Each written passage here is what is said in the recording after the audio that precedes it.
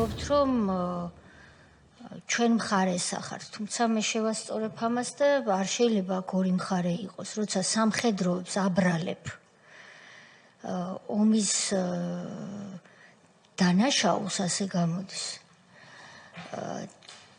და რეალურად შენ ამას კენჭისყრისას ხელს უწევ, აქ არ შეიძლება მხარეები არსებობდეს, ეს ცალსახად დასაგმობია. და კარგია რომ ამას ეთანხმებით, მაგრამ ოღონდ არ განერვიულდეთ, კითხვა უნდა დაგისვათ. მაშინ ამათთან პარტიაში რა გინდოდათ მაგათთან? არა რელევანტური კითხვა. რელევანტური კითხვა ჩემთვის. მაშინ მე გეტყვით რა.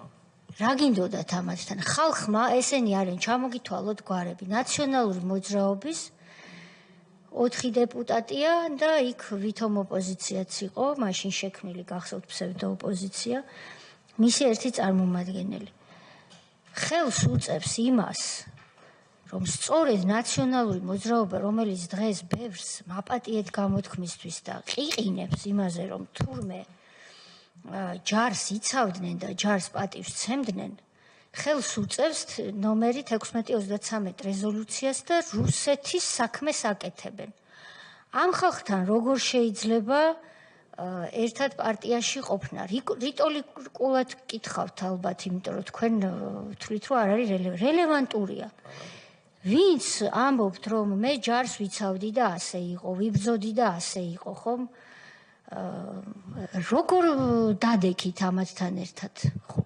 მხარს არ უჭერდითო ამ რეზოლუციის ამ ნაწილსო ამბობთ. არ უჭერდით, ხომ?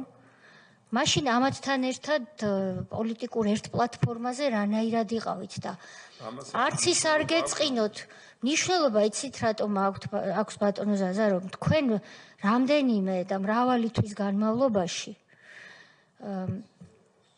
მე ხო გისმენდით, რომ ჩვენ აღმოჩნდა, ვინც აქ ვართ, რომ პოლიტიკური მოწინააღმდეგეები გავხდით, ხო ასე იყო? ადრე. როდის ადრე? თებერვლამდე 2025. ხო, გავხდით პოლიტიკური მოწინააღმდეგეები. თქვენ ამხელა სამხედრო გამოცდილების ჭირვარამ გამოვლილი ადამიანი, ჩვენ ისედაც პოლიტიკაში მყოფები დაგვიპირისპირდით პოლიტიკურად. და დღეს ღიად გეუბნებით, რომ ჩვენ ეს მინიმუმ გაგვიკვირდა. ორი ვარიანტია მან.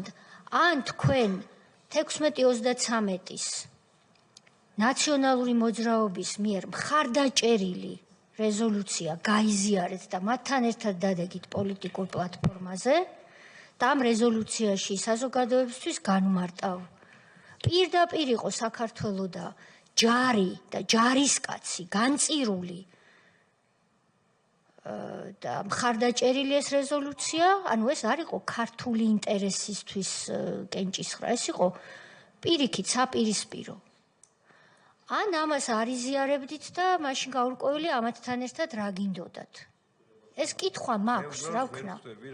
ეს კითხვა რა შუაში ამ ყველაფერზე. თორე აი გულით გმინდა გიპასუხოთ, მაგრამ ვერ ხვდები რა შუაში ეს. კითხვა არის იზიარებთ თუ არა 16-23? არ იზიარებთ, გასაგებია. არ ვიზიარებთ.